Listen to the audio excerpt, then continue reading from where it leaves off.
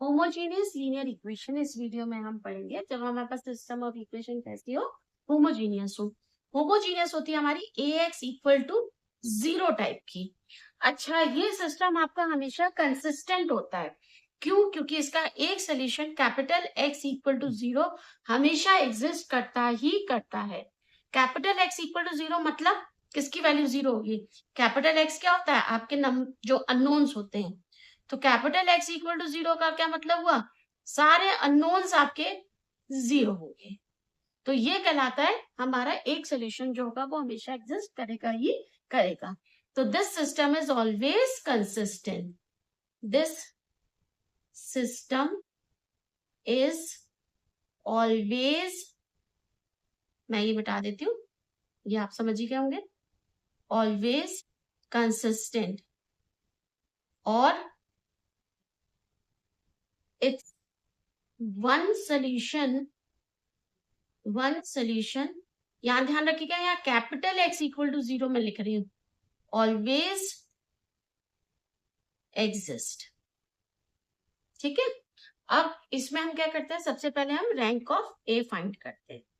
Find rank of A. अगर rank of A equals to number of unknowns आ गई,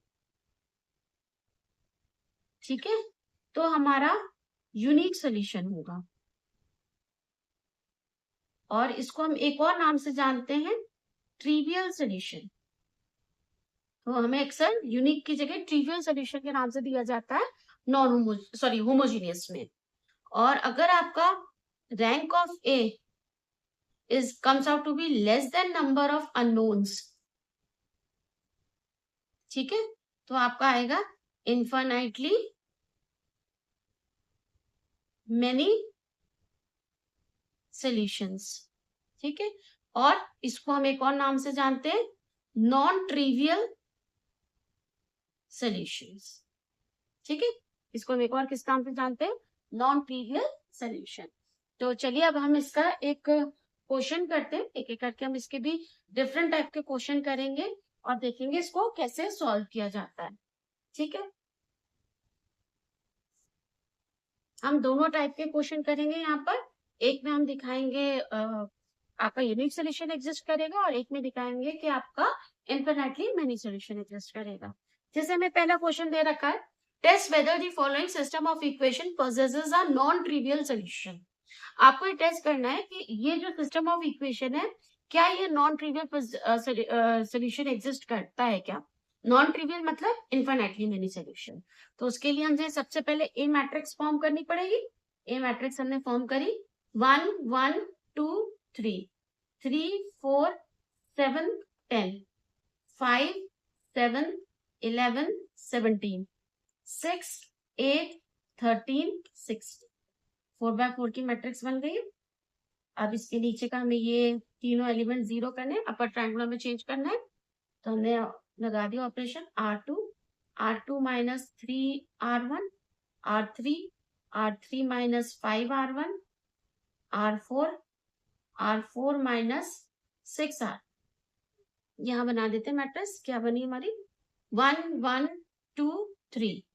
चलो R2 लिख लिया, 3 4 7 10, 3 से मल्टीप्लाई किया 3 3 6 9, माइनस का साइन है, माइनस का लगा दिया, 0 1 4 माइनस 3 1 7 माइनस 6 1 10 माइनस 1 0 1 1 1। अब हमने लिख लिया R3 5 7 11 17, 5 से मल्टीप्लाई किया 5 5 10 15, माइनस किया 0 2 1 2 0 2 1 2।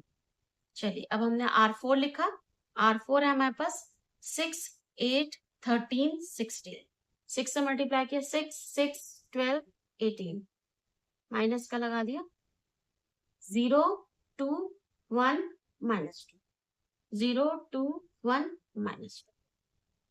ठीक है, अब हमने क्या कर दिया, अब इन दोनों को 0 करना है।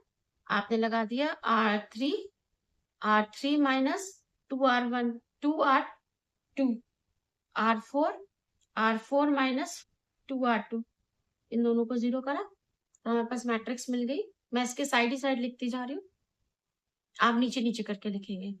1 1 2 3 0 1 1 1, ठीक है। 2 1 2, 2 से मल्टीप्लाई किया 2 2 2, 0 -1 0 0, तो था ये आपका 0 -1 0। फिर नेक्स्ट है 0 2 -2, आपने 2 से मल्टीप्लाई किया है 0, और ये हो गया -1 और -2 -2 -4, 0 0 -1 -4, ठीक है। अब लास्ट आपका जो ऑप्शन आएगा वो आएगा R4, इसको 0 करना है R4 -R3, ये आ गया 1 1 2 3 0 1 1 1 0 0 -1 0 0 0 0 -1। यहाँ से हम इजीली देख सकते हैं हमारी रैंक ऑफ ए कितनी आ गई 4, which is equals to number of unknowns. देखो नंबर ऑफ अननोन्स यहाँ पे कैपिटल एक्स कितना है, x1 x2 x3 x4, कितने नंबर ऑफ अननोन्स 4, तो हमारी किसके बराबर आ गई नंबर ऑफ अननोन्स के। तो दिस इंप्लाइज कैसा सोल्यूशन एग्जिस्ट करेगा, दिस इंप्लाइज यूनिक और ट्रिवियल सोल्यूशन एग्जिस्ट। तो क्या एग्जिस्ट कर रहा है हमारा, नॉन ट्रिवियल नहीं कर रहा है, क्या कर रहा है ट्रिवियल। अब मैंने आपको बताया था यूनिक सोल्यूशन है तो एक सोल्यूशन इस ऐसी मैट्रिक्स का एग्जिस्ट करता ही करता है, वो है कैपिटल X इक्वल टू 0। तो वो क्या हो जाएगा x1 equal to 0, x2 equal to 0, x3 equal to 0, x4 equal to 0। जब भी ट्रिवियल और यूनिक सोल्यूशन है मतलब यही एग्जिस्ट कर रहे हैं, यही वाला, ये हमें ऑलरेडी पता है, लेकिन हम फिर भी यहाँ से इक्वेशन बना के सॉल्व करेंगे। यहाँ से क्या इक्वेशन बन जाएगी, x1 plus x2 plus 2x3 plus 3x4 equals to 0। ये आ गई आपकी first equation, this is your first equation. Second आएगी x2 plus x3 plus x4, x2 plus x3 plus x4 equals to 0। Third आएगी minus x3 equals to 0। Fourth आएगी -4x4 equals to 0। यहां से x4 0 आ गया, यहां से x3 0 आ गया, और फिर आपका इस वाली ऊपर वाली इक्वेशन से यहां से x3 और x4 दोनों 0 है तो x2 भी 0 आ गया, और इससे आपका x1 भी 0। ये आपको ऑलरेडी पता था यही सोल्यूशन आएगा, तो ये आपका सोल्यूशन आ गया। मतलब एक क्वेश्चन हमने ऐसा किया है जिसमें हमारा यूनिक सोल्यूशन एग्जिस्ट करेगा, और वो कैसा करेगा हमेशा ध्यान रखिएगा, ये तीन चारों वेरिएबल की वैल्यू 0 आएगी। नेक्स्ट क्वेश्चन आपका solve the equation using matrix method, ये आपको दे रखा है, ठीक है। फिर से हम ए मैट्रिक्स बनाते हैं, 1 3 2 2 -1 3 3 -5 4 1 17 4, ठीक है। यहाँ आप देख लीजिएगा नंबर ऑफ अननोन्स आपके कितने हैं 3, ठीक है। चलिए रैंक ऑफ ए फाइंड करने के लिए हमने लिखा R2 minus 2R1, R3 minus 3R1, R4 minus R1, ठीक है।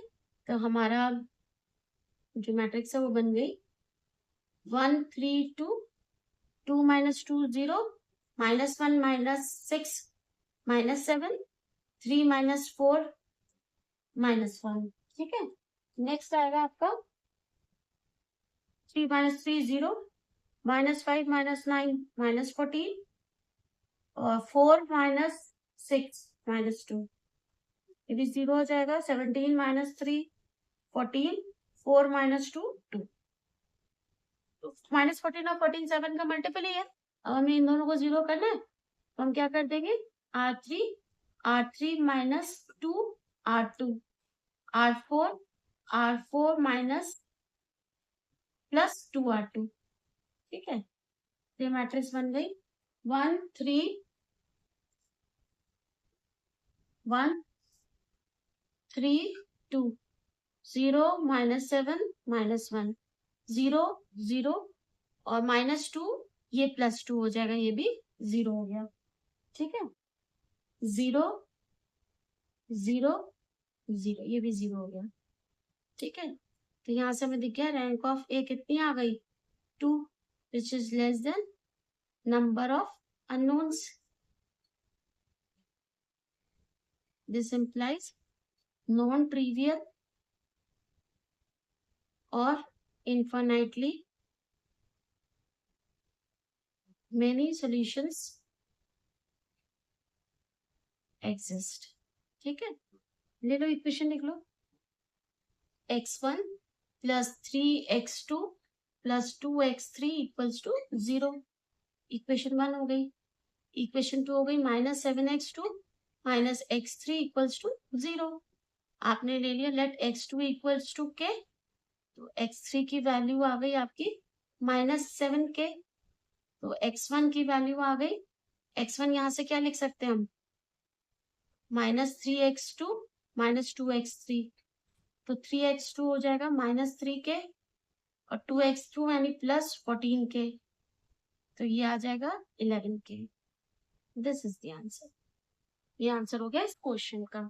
ठीक है, अब हम ऐसे ही एक एक करके और भी क्वेश्चन करेंगे जिसमें आपको डिफरेंट टाइप के, मतलब थोड़ा अलग अलग टाइप का क्वेश्चन होगा।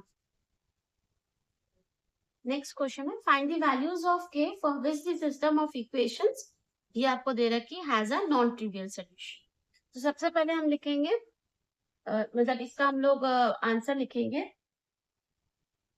क्योंकि इसका since system has non trivial solution implies rank of A should be less than number of unknowns, यही मतलब हुआ। और यहाँ पर नंबर ऑफ अननोन्स कितने हैं, कैपिटल एक्स क्या है आपका, एक्स वाई जेड, कितने हैं 3, शुड बी लेस देन 3। ठीक है, तो लेस देन 3 है, यानी दिस इम्प्लाइज अगर हम 3/3 का डिटर्मिनेंट लें तो वो इक्वल्स टू 0 ले सकते हैं, है ना, क्योंकि ए हमारी 3/3 की बनेगी। 3k minus 8 3 3 3 3k minus 8 3 3 3 3k minus 8, determinant equal to 0 हमने ले लिया, क्योंकि 3/3 की है। ये मैं आपको पहले भी बता चुकी हूँ, अगर रैंक से छोटी होती है, अगर जिससे हम उस बड़े से लेंगे तो उसका डिटर्मिनेंट हमेशा 0 होता है। ठीक है, तो that will be equal to 0।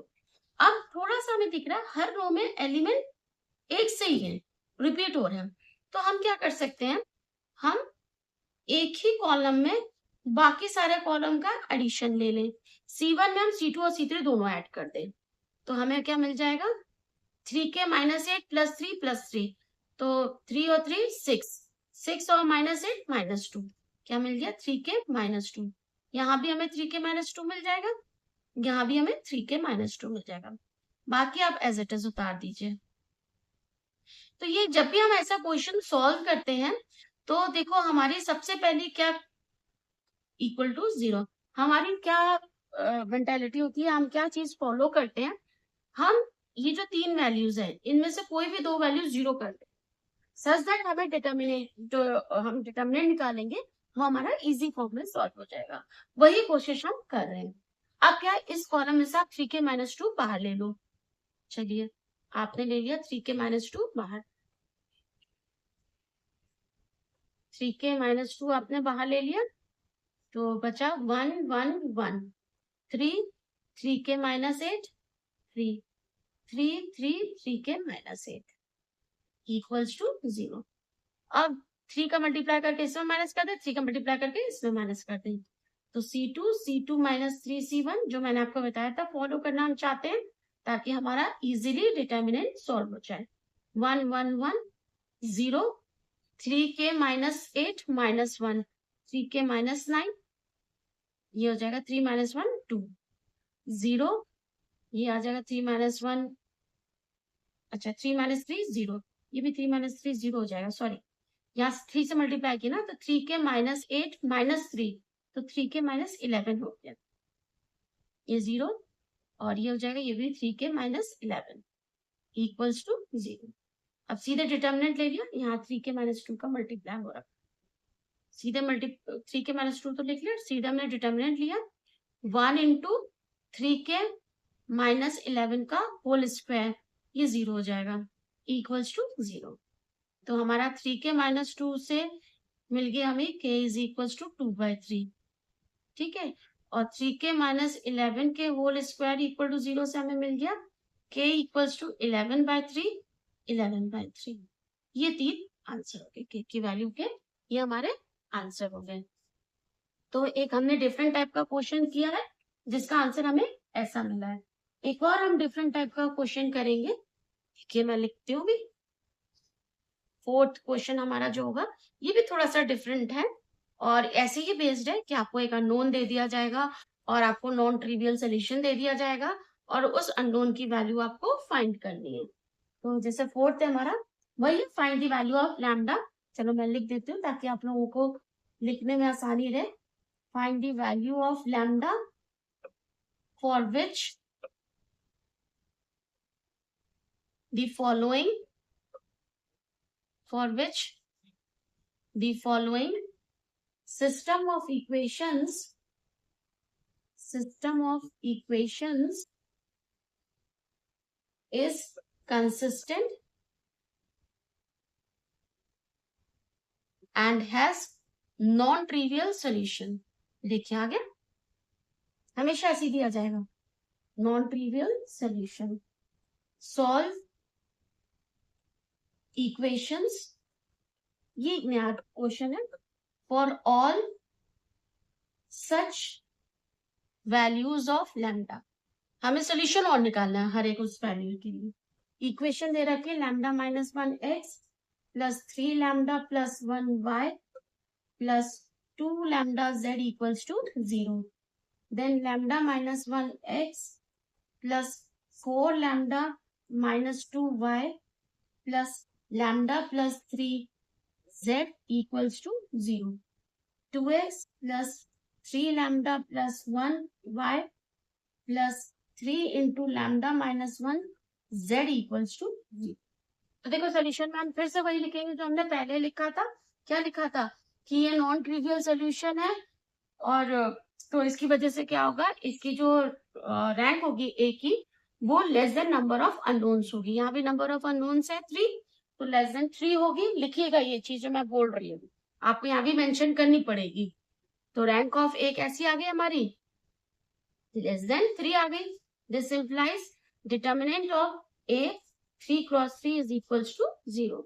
तो हमारा आ गया lambda minus 1 lambda minus 1 2, 3 lambda plus 1 4 lambda minus 2 3 lambda plus 1 2 lambda lambda plus 3 3 lambda minus 3। This will be equals to 0। देखिए यही लिया हमने 3/3 का डिटर्मिनेंट हमने क्या ले लिया, इक्वल्स टू 0।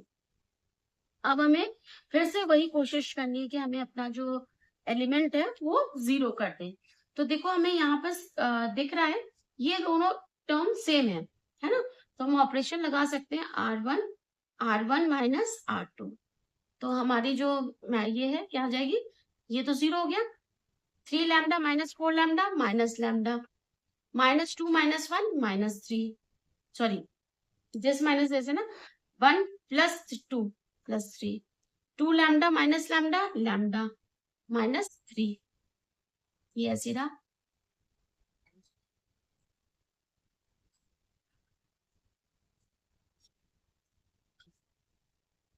Equals to 0। अब देखो ये दोनों भी अपोजिट साइन के, अब हम क्या कर सकते हैं, इस कॉलम में इसको ऐड कर सकते हैं, तो ये भी वैल्यू 0 हो जाएगी आपकी।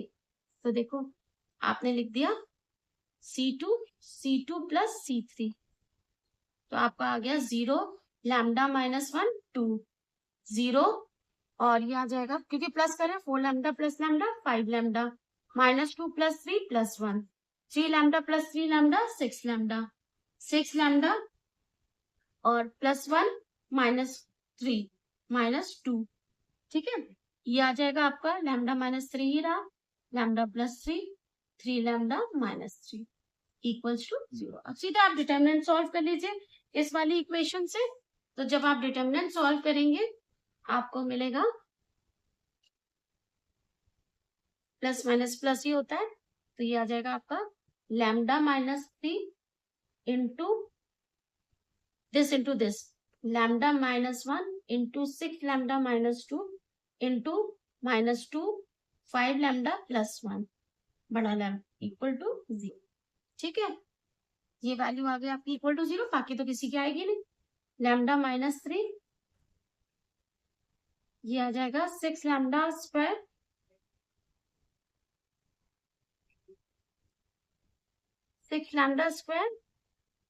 Minus 6 lambda minus 2 lambda plus 2 minus 10 lambda minus 2 equals to 0। तो ये आ गया आपका लैम्डा माइनस 3, ये आ गया 6 lambda square minus 16 lambda minus 2 minus 18 lambda plus 2 minus 2 cut गए। ठीक है, तो ये वैल्यू आ गई आपकी लैम्डा माइनस 3। ठीक है, और आगे आपकी आप इसमें तो 6 कॉमन ले सकते हैं, 6 लैम्डा, तो ये आ जाएगा लैम्डा माइनस 3 इक्वल्स टू 0। तो आपकी जो वैल्यू आई लैम्डा की वो आ गई लैम्डा इक्वल टू 3 0 3। देखिए यही वैल्यू आ गई। आप कैसे से सॉल्व करेंगे तो आपकी सिर्फ 0 आएगी और आपकी आएगी 3, लेकिन आपको पता होना चाहिए कि आपकी कैसी होगी, अगली वैल्यू भी आपकी क्या आएगी 3। ठीक है, ये आपको खुद क्लियर होना चाहिए, क्योंकि कैलसी जो है वो आपकी वैल्यू जो रिपीटेड वैल्यू होती है वो कैलसी आपका शो नहीं करता है। तो हमारी जो रिपीटेड वैल्यू होगी, लास्ट वैल्यू जो होती है वही रिपीटेड होती है। तो क्योंकि लास्ट वैल्यू आपकी 3 आएगी तो नेक्स्ट वाली भी आपकी 3 ही होगी। अब आपके पास ये वैल्यूज आ गई लैम्डा की 3 0 3। इसको हम सॉल्व करेंगे तो उसके लिए हमें दो ही वैल्यू हो गई, एक 0 हो गई और 3, क्योंकि हर एक के लिए हमें सॉल्व भी करना है। Case 1 when lambda is equals to 0। इस केस में आपकी ए मैट्रिक्स क्या हो जाएगी, चलो ए मैट्रिक्स हम लिख लेते हैं। ए मैट्रिक्स आ जाएगी आपकी ए इज इक्वल्स टू, देखो क्या आ जाएगा, लैम्डा -1 है तो 0 -1 -1 रहेगा, यानी -1। लैम्डा की जगह 0 रखा, ये 0 हो गया 1। लैम्डा की जगह 0 रखा 0, 0 रखा -1, 0 रखा -2, 0 रखा 3, 2 0 रखा 1, 0 रखा -3। ठीक है, ये ए मैट्रिक्स आ गई। अब हम इन दोनों को 0 करें, R2 minus R1, R3 minus 2R1, ये केस 1 का चल रहा है। ठीक है, तो ये मैट्रिक्स आ गई आपकी -1 1 0 0 -2 -1 -3 3 0 प्लस होगा ना प्लस 2 R1। ठीक है, 2 से मल्टीप्लाई किया प्लस किया 3 -3। ये तो सिंपल आपका दिख ही रहा है, R3 प्लस R2। तो ये मैट्रिक्स आ गई आपकी, ये मैट्रिक्स आ गई आपकी -1 1 0 0 -3 3 0 0 0। तो आपकी इक्वेशन आ गई -x plus y equal to 0, equation 1। दूसरी आ जाएगी -3y plus 3z equals to 0। देखो नंबर ऑफ वेरिएबल 3 है, नंबर ऑफ इक्वेशन 2 है, तो इनफाइनाइटली मेनी सोल्यूशन ही एग्जिस्ट करेगा।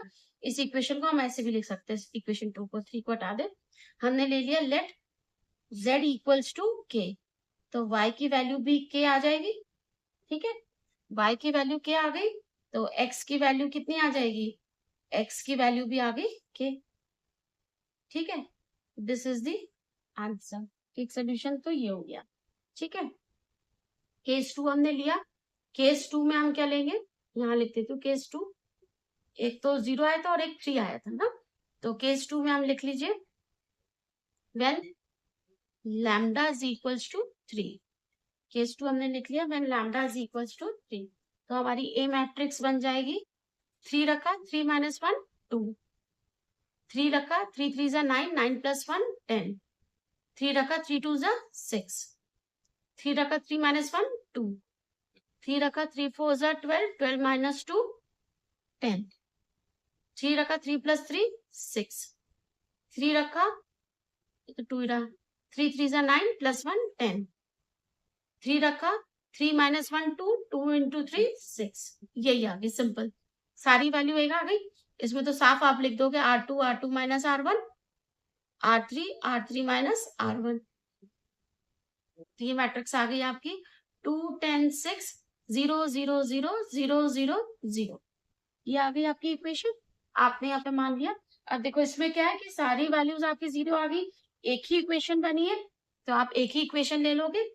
क्या लिख लोगे इसमें?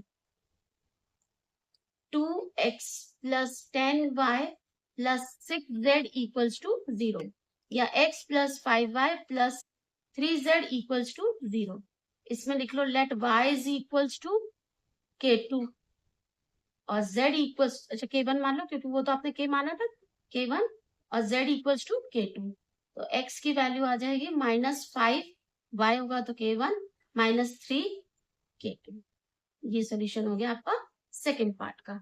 ठीक है, तो इस तरीके से ये वाला क्वेश्चन कर लिया। एक क्वेश्चन और मैं आप लोग को कराऊंगी जो थोड़ा सा और डिफरेंट है। ठीक है,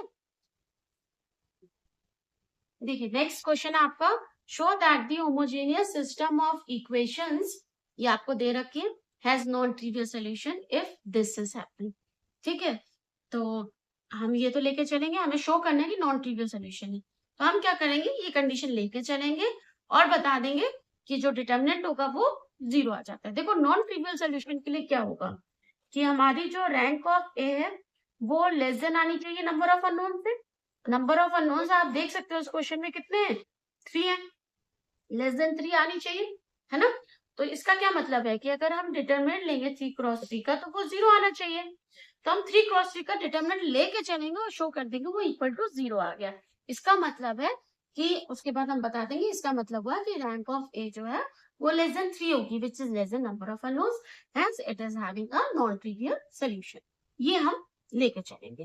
तो हम सबसे पहले डिटरमिनेंट लिख लेंगे, इसका एक का डिटरमिनेंट लिख लेंगे,